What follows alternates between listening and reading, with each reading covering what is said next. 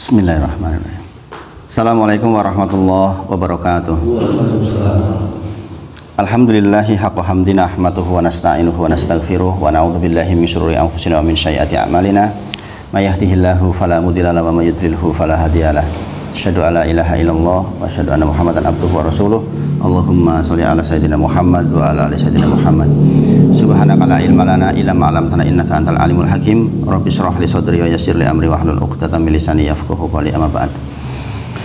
Kita bersyukur kepada Allah masih diberi kesempatan untuk bermajelis. Semoga menjadi majelis yang dirahmati oleh Allah dan kita mendapatkan keutamaan dari duduk bermajelis. Beberapa hari terakhir biasanya istri saya ikut ini karena beliau juga ingin mendapatkan berkah dari majelis. Subuh-subuh seperti ini ikut biasanya. Ya, tapi kali ini karena anak-anak demam jadi tidak ikut. Meskipun beliau bisa belajar di rumah sesungguhnya, tetapi keutamaan duduk di majelis itu tidak diperoleh dengan kita belajar di YouTube, kita belajar di WA dan lain sebagainya. Maka kita bersyukur masih diberi kesempatan oleh Allah masih bisa duduk seperti ini. Insya Allah banyak sekali hal yang akan kita temui dan dapatkan untuk menjadi bagian dari bekal kita pulang menghadap Allah Subhanahu wa taala. Salawat dan salam kita sampaikan kepada junjungan kita Nabi Agung Muhammad sallallahu alaihi wasallam. Mudah-mudahan kita mendapatkan lisan yang tidak capek untuk selalu bersolawat sehingga kita mendapatkan kebaikan baik di dunia maupun di akhirat insyaallah. Bapak-bapak sedaya. Biasanya memang kalau hujan-hujan ibu-ibunya susah datang.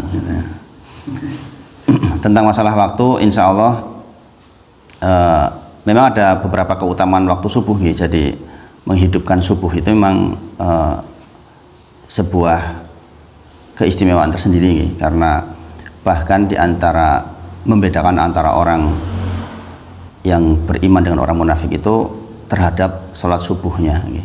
Sholat isya dan sholat subuhnya. Rasulullah menyampaikan jikalau mereka mengetahui apa yang ada di dalam sholat subuh itu, maka mereka akan berjalan walaupun merangkak. Maka bagus insya Allah. Saya juga sempat kepikir sebenarnya apakah mau mencoba habis sholat isya, tapi nanti saya kembalikan ke jenengan lagi ya, tentang waktunya. Pengalaman yang sudah, contoh kecilnya ya di Miftahul sini itu sudah berjalan bertahun-tahun, alhamdulillah tahan dan ya bagus lah, saya kira bagus. Di Masjid Gunung Sempu juga demikian, bagus alhamdulillah sampai hari ini. Adapun yang malam saya kajiannya tuh ada yang pada maghrib sampai isya. Tapi pada maghrib sampai isya juga waktunya pendek sekarang kan. Jam 6 lewat 10 baru pada selesai sholat sunat, kemudian 40 sudah adzan. Itu memang pendek sekali. Tapi sebagian masjid masih seperti itu. Nah, insya Allah pagi ini saya ingin menyampaikan kitab yang lain. Saya benar-benar di sini tuh mencoba eksplor materinya. Jadi di masjid lain biasanya saya urutkan gitu, usul Selasa sampai selesai, kemudian baru ke kitab lain. Tapi di sini saya coba untuk di mixing supaya jenengan punya pengetahuan yang lebih luas dengan lebih cepat maksudnya. Gitu. Yang akan saya bahas pagi ini terkait dengan hadis arba'in. Jenengan kan sudah sering dengar hadis arba'in ya. Hadis yang 42 itu ya. Banyak sekali keutamanya hadis yang 42 itu. Maka saya sampaikan juga pagi ini, berharap nanti jenengan juga di rumah sudah mulai membuka-buka tentang hadis arba'in. Adapun hadis arba'in yang pertama berkait dengan niat ya, berkait dengan niat. Ini bagian yang sangat penting ya. Ya, bagian yang sangat penting terkait dengan niat. Saya sudah membuat catatan yang saya simpulkan dari beberapa kajian guru-guru yang saya ikuti dan diambil dari salah satu kitab Khulaso al-Fawaid wal Qawaid min Syarah Arba'in An-Nawawiyah. Jadi ini kalau jenengan nanti mau cari PDF-nya bisa, insya Allah nanti saya bagi PDF-nya. Khulaso al-Fawaid wal Qawaid min Syarah Arba'in An-Nawawiyah. Jadi hadis arba'in itu kumpulan hadis-hadis yang menjadi pokok agama. Seseorang yang mengetahui 42 hadis itu, insya Allah pokok agama sudah akan diketahui. Maka sebagian ulama mengatakan mustahab mempelajari kitab arba'in An-Nawawiyah. Jadi nek wong muslim ora ngerti kitab arba'in aja ya kebangetan itu maksudnya.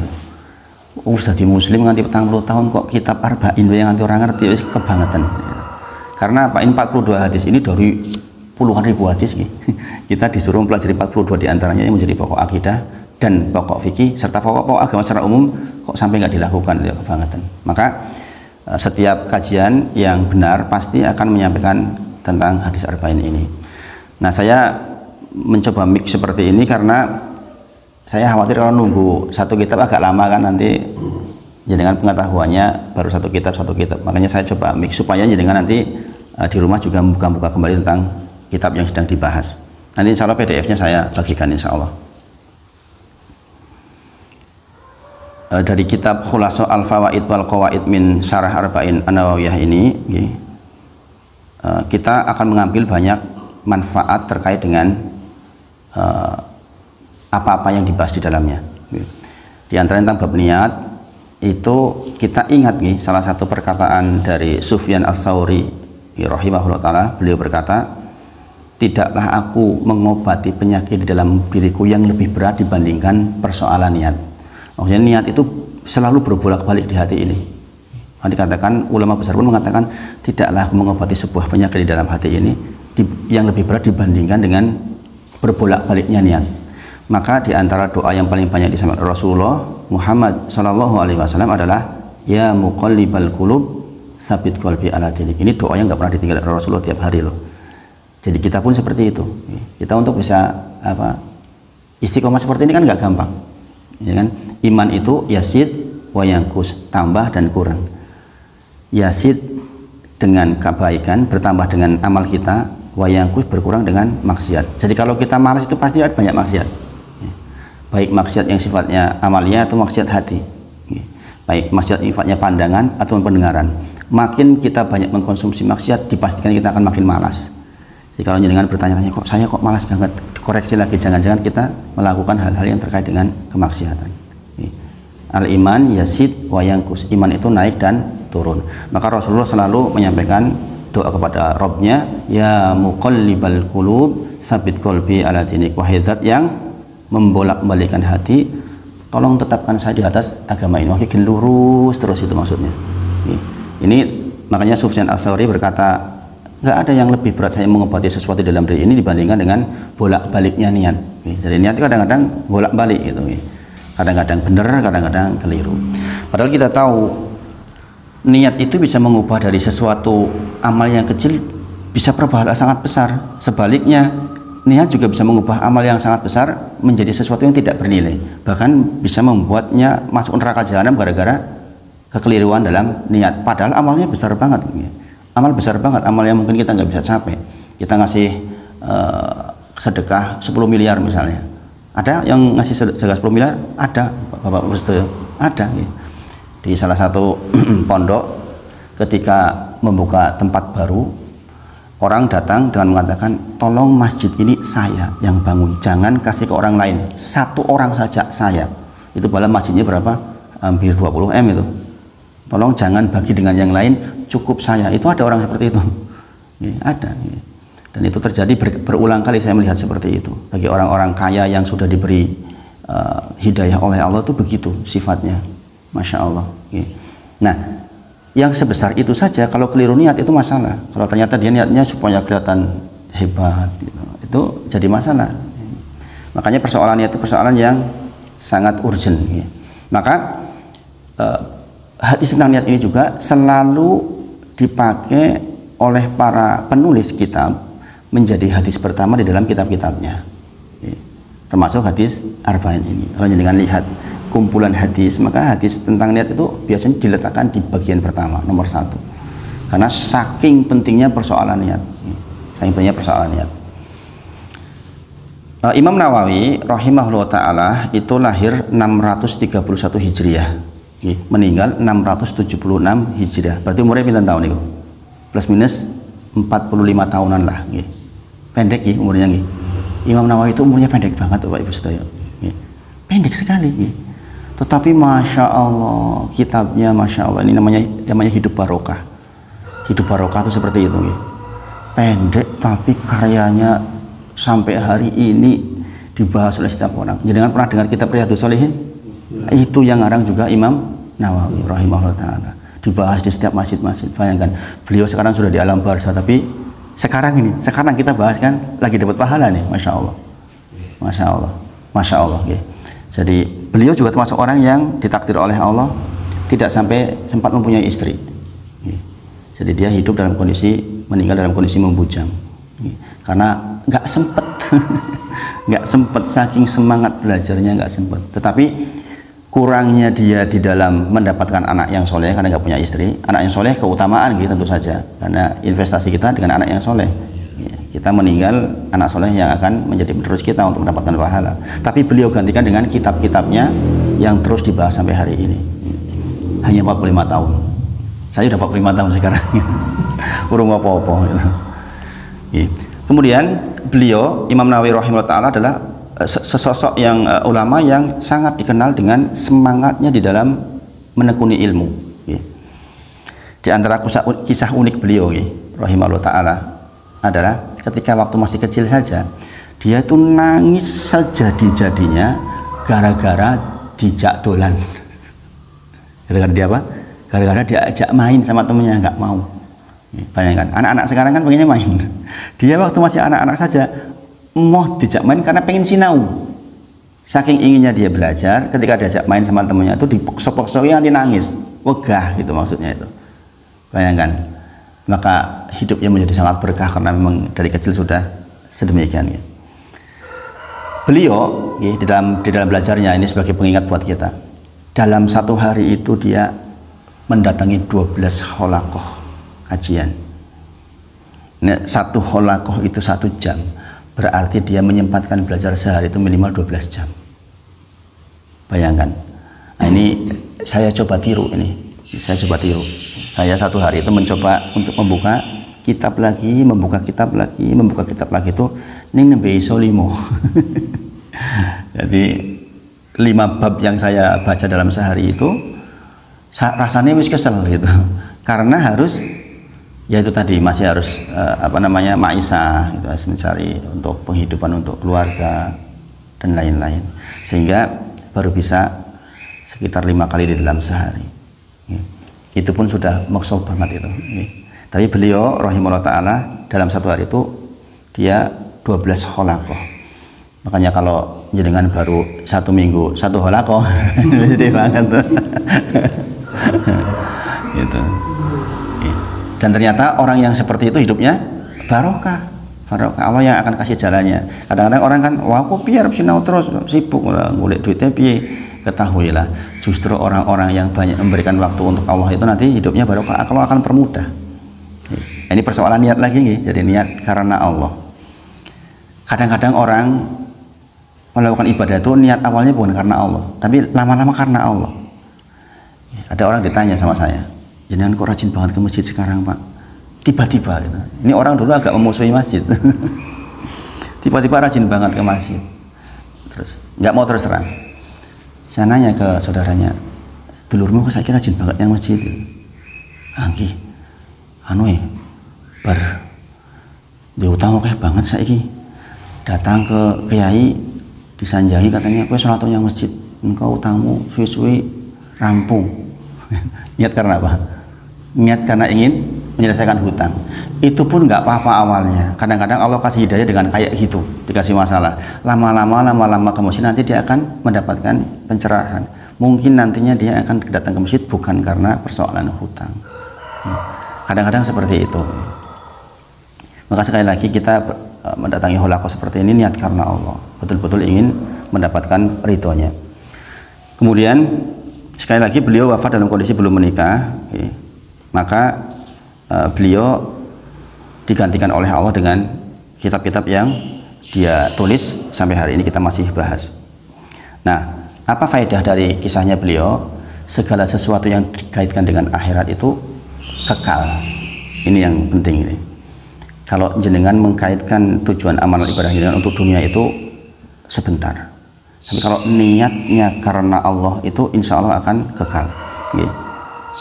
Dan ini dalilnya banyak nih. Wal akhiratu khairu wa abqa. Bahwa kehidupan akhirat itu lebih kekal, lebih baik, lebih bagus.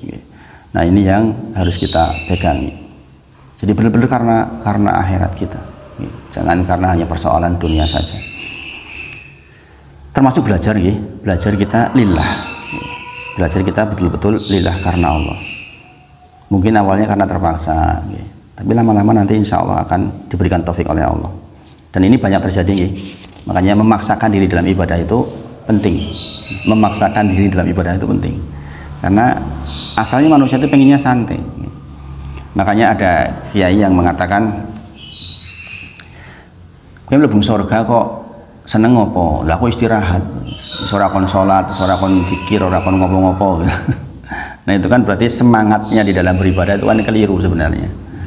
Ya kan, kenikmatan kita sebagai seorang hamba itu ketika sujud, ketika munajat ya Allah, kan gitu. Kalau kita sudah bisa merasakan nikmatnya itu, insya Allah kita udah mulai benar ibadahnya. Ya, jadi betul bahwa kaum muslimin itu istirahatnya di surga nanti, itu betul, tapi tidak menjadi niat utama kita maksudnya. Ya. Karena apa? Surga dan neraka itu kan sesuatu yang menjadi dalam tanda kutip hadiah, perbuatan kita di dunia. Berarti kuncinya kan di dunia, gini bang. Jenengan di dunia melakukan apa, niatnya apa, itu yang akan membuat jenengan dapat surga atau neraka gitu. Ya kan? Sama-sama sebuah ibadah, niatnya keliru itu jadi masalah. Maka sekali lagi, dunia yang kita tinggal sekarang itu menjadi penting sekali. Karena apa? Persoalan dunia yang kita lakukan, kalau niatnya hanya dunia tok ya usah rampung. Tapi kalau niatnya karena akhirat, nanti insya Allah kita dapat surga. Kemudian kitab ini, kitab yang nanti PDF-nya jenengan dapatkan, Al-Khulasa Al-Fawaid wal Qawaid min Syarah Arba'in An-Nawawiyah ini, itu sebenarnya ditulis oleh seorang murid yang ikut kajian seperti ini. Seorang murid ikut kajian seperti ini kepada seorang syekh, kemudian dia ringkas. Proses belajarnya hanya sekitar proses daurahnya, maksudnya ngajinya tentang ini 42 hari itu hanya sekitar 2 hari, 2 hari, tapi terus menerus, nggak putus gitu. Dan di Masjid Abdurrahman bin Auf sering dilakukan itu. Ada kajian selama 4 hari atau 2 hari terus gitu. Dari subuh sampai maghrib sampai malam, besoknya lagi gitu. Sampai 42 hadis. Orang berkonsentrasi, niat gitu. Nah, ini pun begitu, kemudian ditulis, diringkas, kemudian dikoreksi oleh gurunya. Apakah sudah betul atau belum? Beliau mengatakan, sungguh tulisan ini tulisan yang bagus, ringkas dan mudah dipahami. Karena syarah hadis Arba'in itu banyak banget, maksudnya banyak banget. Yang menulis syarah itu penjelas, maksudnya. Jadi ada kitab, ini namanya kitab matan, seperti yang kita pelajari di usul salasa. Kemudian ada syarahnya, tebel biasanya. Nah ini salah satu syarah yang ditulis oleh seseorang yang menjadi murid dari seorang syekh. Semoga Allah memberikan manfaat kepada kita semua dengan ilmu dan amal soleh seperti yang ditulis. Nah, kita masuk ke hadis yang pertama dari Amirul Mukminin.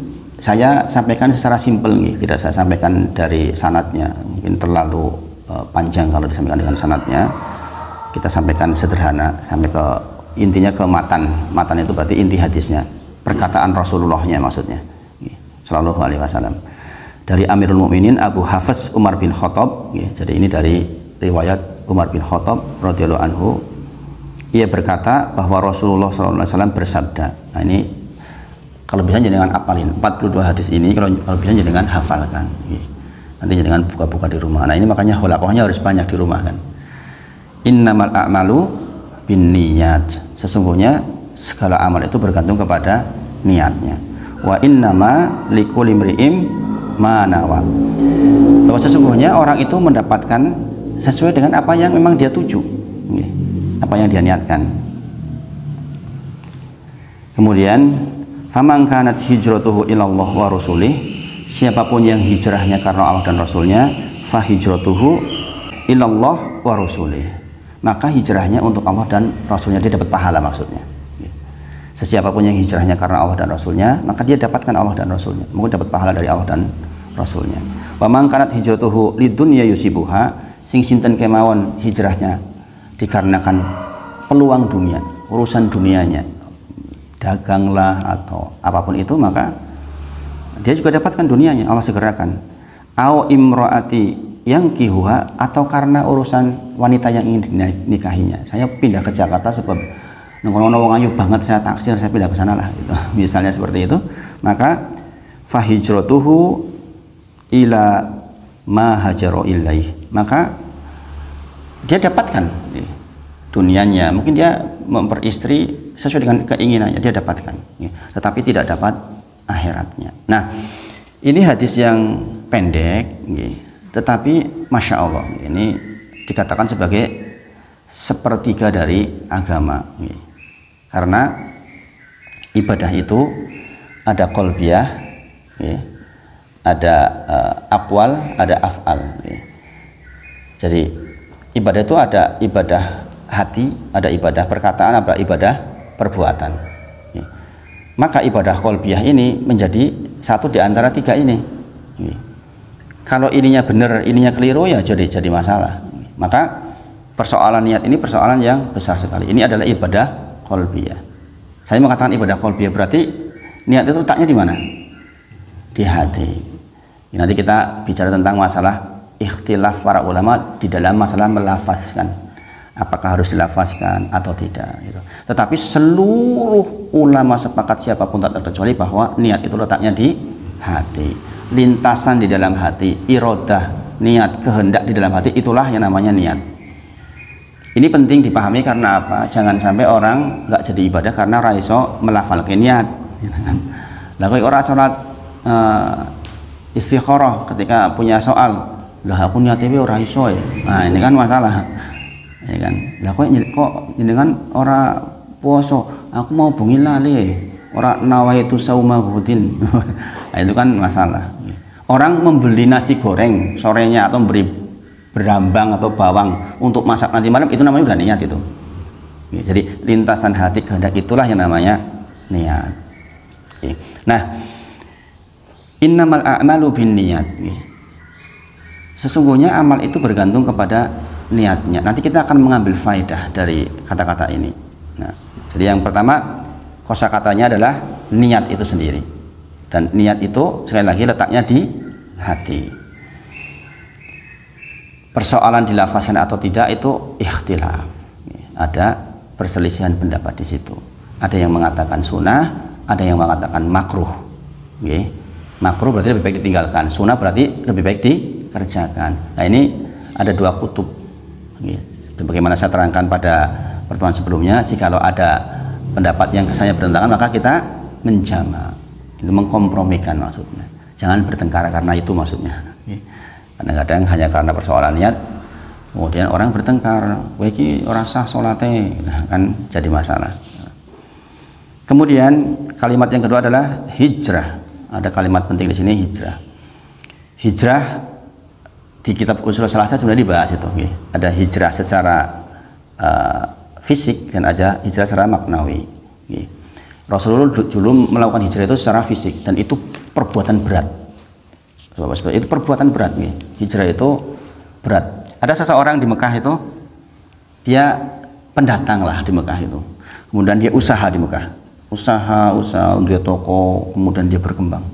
Kemudian dia diajak hijrah sama Rasulullah. Sama orang Mekah dikatakan apa? Enak men yo kowe. Wis pendatang, usaha nang kene, wong kene sing do tuku karo sampean, tokone sampean gede, hartanya banyak, kok tiba-tiba sekarang mau pindah, ra entuk digowo. Gitu. Hanya ditinggal itu. Ditinggal barang-barangnya seluruhnya ditinggal, kembali nol lagi, bayangkan. Kan nggak mudah itu. Di persoalan hijrah itu persoalan yang tidak mudah. Sebuah persoalan yang agung. Bahkan ada yang istrinya ditinggal, nggak mau ikut. Karena disandra oleh keluarganya. Istrinya sebenarnya mau ikut tapi disandra oleh keluarganya, sehingga akhirnya berangkat sendiri. Contohnya adalah Abdurrahman bin Auf, yang kita kenal sebagai orang yang sangat pandai di dalam masalah ekonomi. Bayangkan, itu persoalan berat saja kata Rasulullah, kalau keliru niatnya jadi masalah. Ini ibadah besar, hijrah itu ibadah besar, nggak setiap kita bisa saja. Kalau keliru niatnya itu jadi masalah, apalagi yang selainnya. Nah, ini menjadi perhatian yang penting.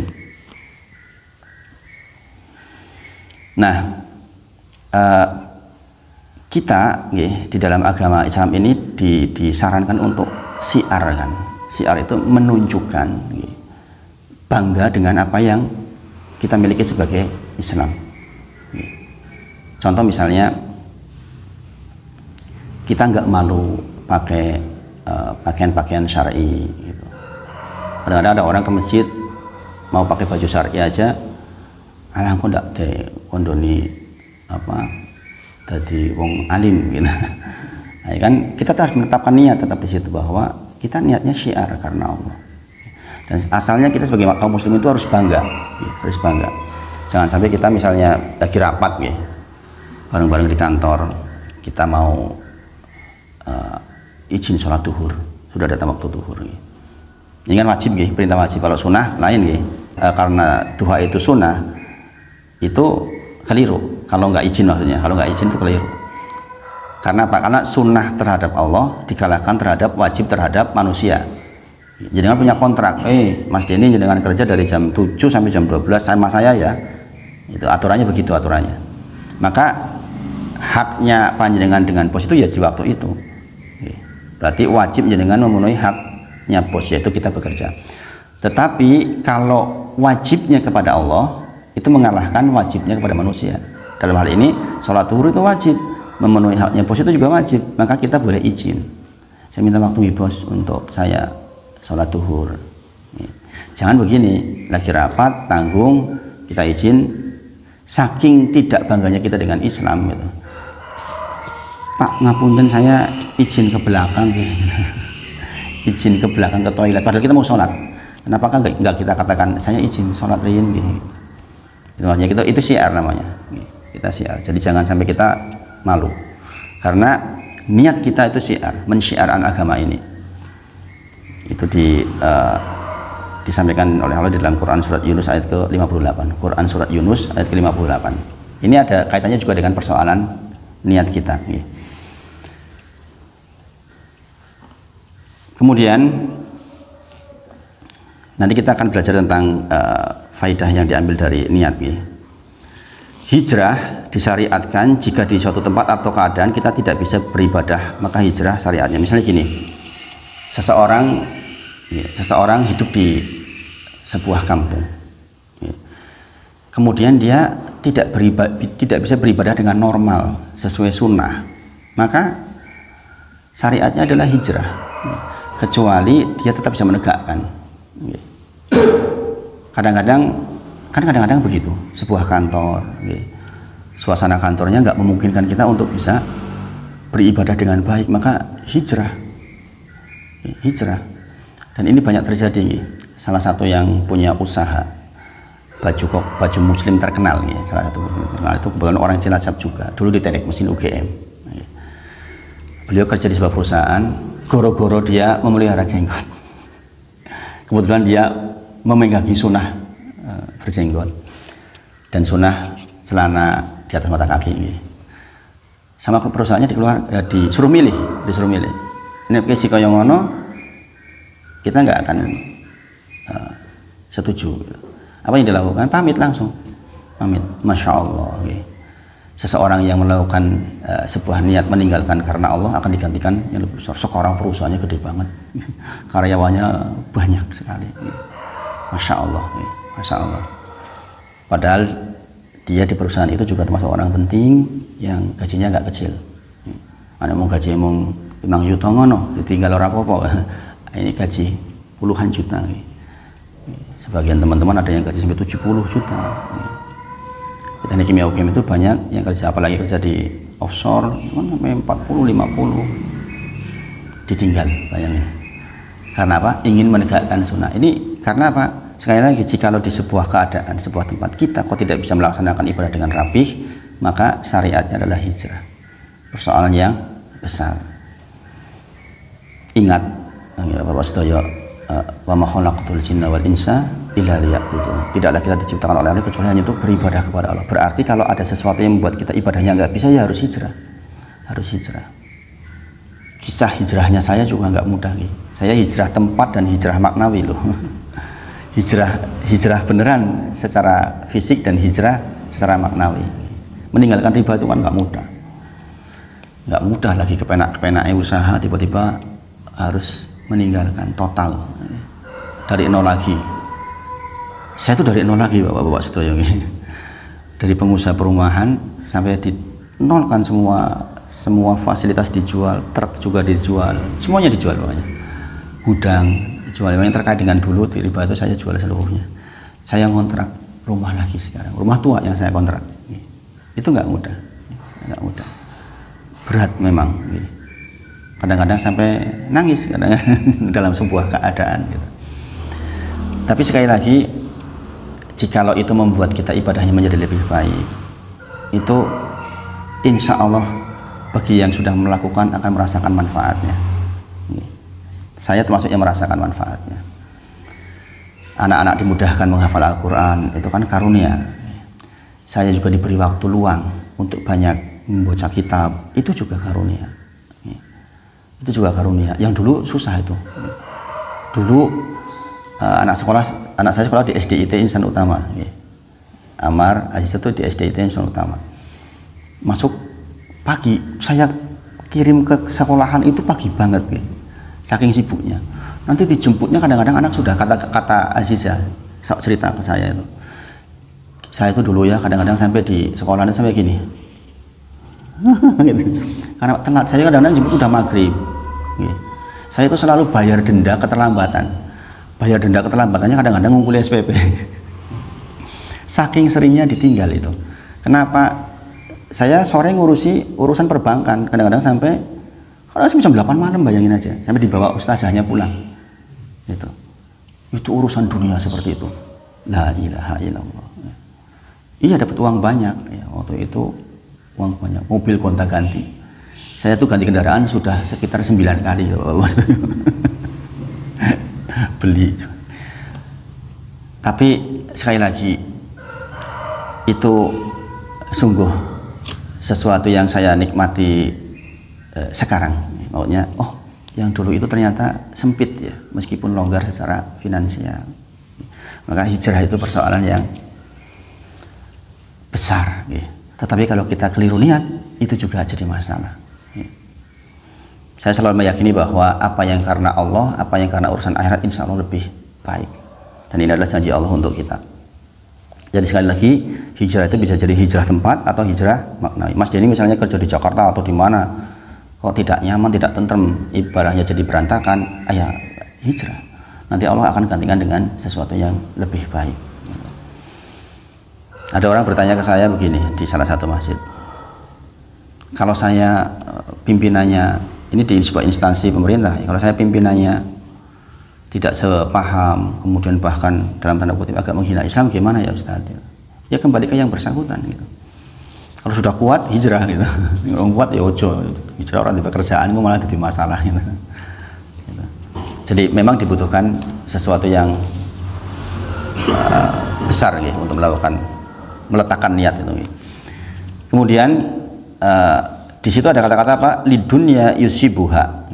Ada orang yang hijrahnya lidunya yusibuha karena soal dunia yang dia ingin, yaitu dia ingin mendapatkan peluang duniawi. Maka ketahuilah dia akan Allah dapatkan segera, akan ajalkan segera diberikan oleh Allah tentang apa yang dia ingin itu.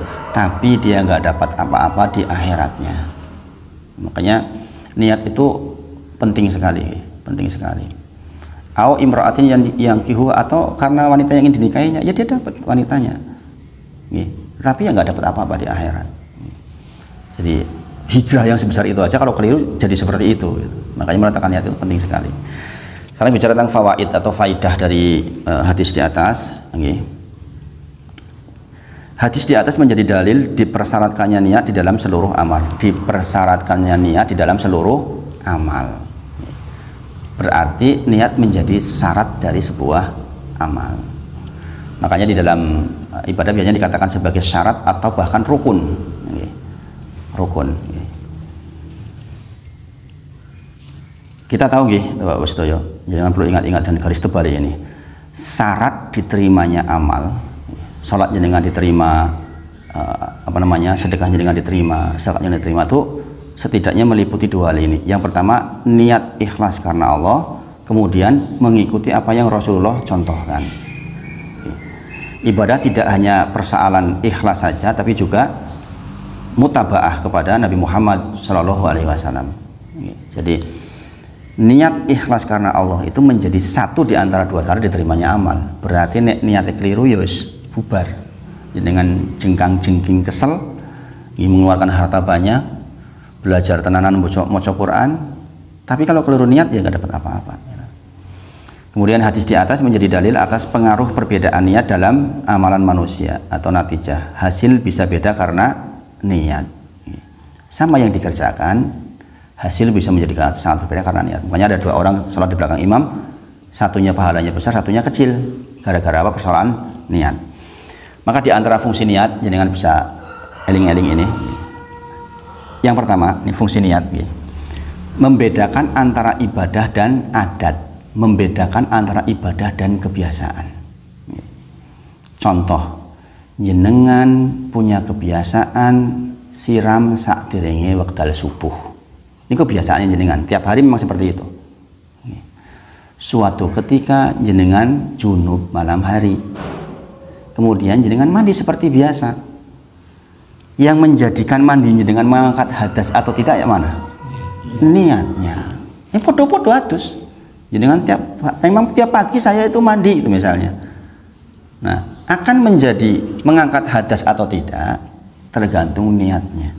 Kalau niatnya jenengan niat melaksanakan yus biasa atas biasa, maka tidak mengangkat hadas. Podo loh itu yang dilakukan oleh kita. Sama persis ngebyur, sama persis sabunan. Kalau jenengan biasa melakukan sunahnya, ya jenengan wudu dhisik, istinsar gitu.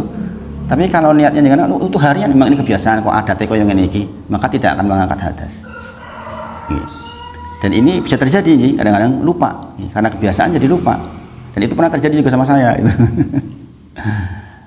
Sudah mau ngimami sholat duhur, sawu sufakum, sama Allah dibuat ingat saya, tadi saya mandinya mandi karena apa ini?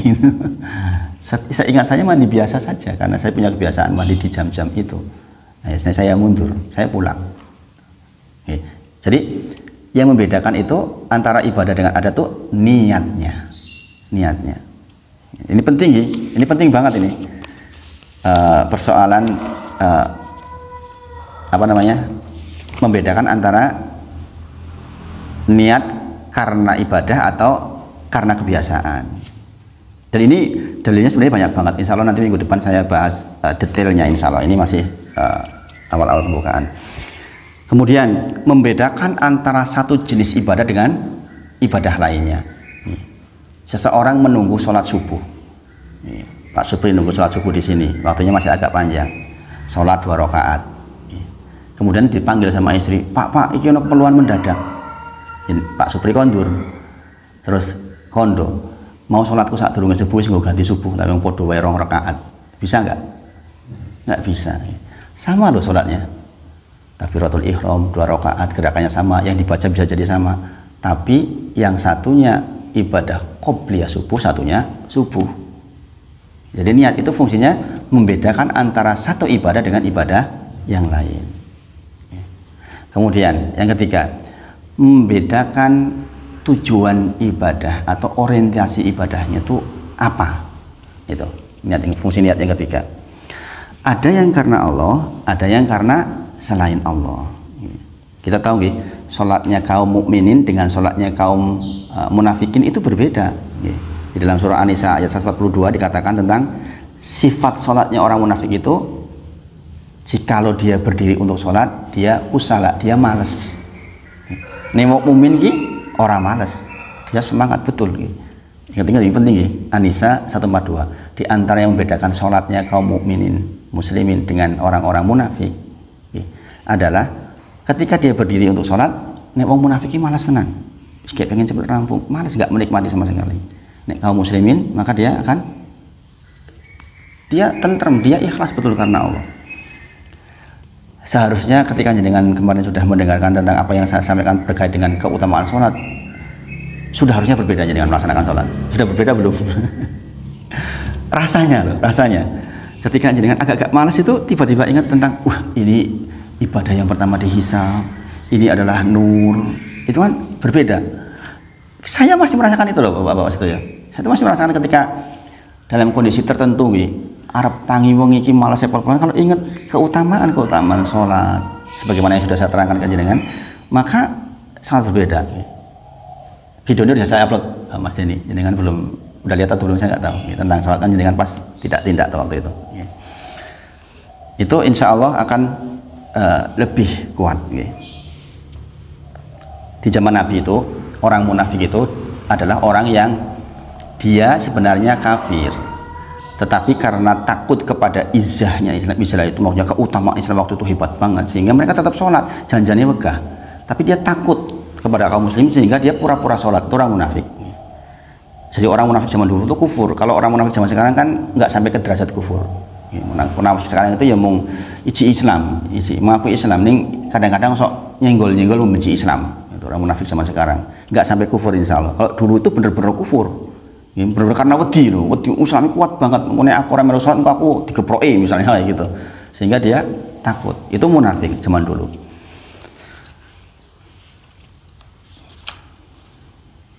Kemudian di antara fungsi dari hadis di atas adalah menunjukkan keutamaan hijrah kepada Allah dan Rasulnya.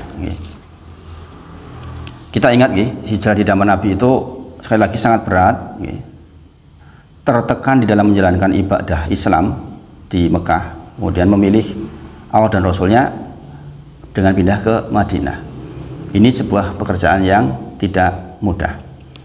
Rasulullah bersabda, barang siapa yang meninggalkan sesuatu karena Allah, Allah akan menggantikan dengan sesuatu yang lebih baik. Ingat-ingat ini, jikalau kita meninggalkan sesuatu karena Allah, sekali lagi niatnya karena Allah, maka Allah akan gantikan dengan yang lebih baik.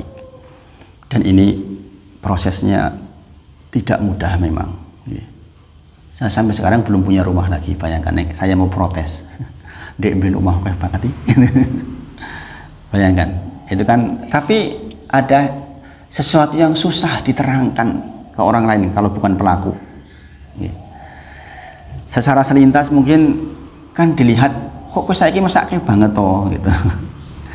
Keluarga saya juga bilang begitu. Lah, memang mau apa-apa kok dadi terus saiki kaya ngene iki. Kowe ya ora masake anak bojomu. Kadang seperti itu, digoda gitu. Kalau pas silaturahmi pertemuan keluarga itu 9 bersaudara sing urung duwe omah mung kowe tok lho. Itu kan digoda kita dengan urusan dunia. Tapi saya meyakini wal akibatul lil muttaqin, akhir yang baik bagi orang-orang yang bertakwa. Akhir yang baik bagi orang-orang yang bertakwa. Kemudian ada kaidah fikih yang bisa kita ambil dari hadis ini. Dikatakan dalam kitabnya, sesuatu tergantung pada maksud atau tujuannya, bahwa buah dari ucapan dan perbuatan dan hukumnya itu berbeda sesuai dengan perbedaan tujuan atau niatnya. Ini kaidah fikihnya sebagaimana yang saya sampaikan di awal. Contoh, sebagaimana hadis yang sangat populer, ada seorang yang menghafal Quran karena ingin dikenal sebagai qori. Wong belajar ingin dikenal sebagai orang pintar, itulah. Dan ada yang seperti itu. Kemudian ada seorang yang berjihad karena ingin dikenal sebagai seorang pemberani. Ada orang yang sangat dermawan, sangat banyak memberikan sedekah karena ingin dikenal sebagai seorang dermawan. Salah satu sekretaris Nabi Muhammad SAW, Muawiyah radhiyallahu anhu, itu ketika mendengar hadis ini itu pingsan, gemetar terus pingsan, saking takutnya. Bayangkan, yang dicontohkan itu ibadah besar semua tuh. Wong sinau 12 sholako, mati-matian belajar. Tetapi niatnya karena ingin mendebat orang, ingin terlihat pintar. Atau orang jihad loh, nyawa taruhannya loh, mati dia. Tapi karena ingin ditulis sebagai seorang pahlawan. Kemudian ada yang bayangin bangun masjid loh, bangun masjid. Kemudian nama masjidnya apa? Supri gitu, Al Supri misalnya gitu. Bayangin, hilang loh, bayangin. Pak Supri bikin masjid, entek 2 miliar. Masjid ini apa Pak? Jenenge Pak Al Supriyanto. Saking pengennya dinilai bahwa itu adalah amal saya. Hilang loh, bayangin. Bahkan inilah 3 jenis golongan orang yang akan menjadi pemantik neraka jahanam. Rek Josel, itu pertama ya, orang-orang seperti ini. Dia akan digeret bagian wajahnya dengan sangat terhina. Na'udzubillah min dzalik. Sama loh amalnya. Makanya di masjid tempat saya tinggal itu sempat penamaannya itu jadi masalah besar dulu. Saya diceritai 2013. Ya, masjidnya kan bagus banget. Kalau jenengan tempat saya, masjid yang tempat saya sholat, masjidnya bagus banget, sangat istimewa karena memang yang pewakifnya ki wong sugih tenan. Tapi sayang, namanya nama orang. Saya kadang-kadang mikir, ya Allah, kasihan. Sebesar itu, sebanyak itu, seluas itu, hanya gara-gara persoalan. Ya kita nggak tahu di hati ya. Tapi ya jelaslah ini kalau kita nama masjid kok nama orangnya itu ya jadi masalah itu. Sudah diingatkan sebenarnya oleh para sesepuh, tapi beliau nggak mau. Na'udzubillah min dzalik. Makanya kita harus benar-benar menjaga niat. Jadi sekali lagi, niat itu menjadikan amalan besar menjadi hilang, atau sebaliknya amalan kecil menjadi besar karena niat. Karena niat. Maka sekali lagi, insya Allah nanti di pertemuan ke depan saya akan lebih detailkan lagi persoalan niat, karena ini persoalan penting, sampai pun persoalan contoh-contohnya. Misalnya contohnya, apakah hadis ini ada sababul wurud? Kalau ayat apa? Asbabun nuzul, sebab turunnya ayat. Apakah ini hadis ini ada sababul wurudnya? Ada. Di antaranya adalah karena ada orang yang namanya sebagai muhajir Ummu Qais. Dia berhijrah karena ingin menikahi Ummu Qais. Wong ayu banget memang di dalam kisahnya. Maka kemudian turun hadis ini. Nek berhijrah sebab Ummu Qais, yo kowe entuk Ummu Qais ning ora entuk akhiratmu. Atau yang lain-lain, banyak sekali yang terkait turunan dari persoalan niat ini. Supaya apa? Pembelajaran kita ke depan lebih berkualitas dengan niat yang baik, insya Allah. Nah, ini pembahasan di kitab Arba'in yang pertama, meskipun masih sederhana, tapi mudah-mudahan bisa membantu menata niat kita, dan insya Allah mudah-mudahan Allah izinkan kita ke depan bisa lebih memperdalam persoalan niat sebelum kita mempelajari kitab-kitab yang lain lagi, insya Allah. Itu yang sampaikan pagi ini. Mohon maaf jika ada hal yang kurang pas di hati. Kita tutup dengan kafaratul majelis. Subhanakallahumma wa bihamdika asyhadu an la ilaha illa anta astaghfiruka wa atubu ilaik. Wa akhiru da'wana alhamdulillahirabbil alamin. Assalamualaikum warahmatullahi wabarakatuh. Nanti bincang-bincang kalau mau tanya monggo.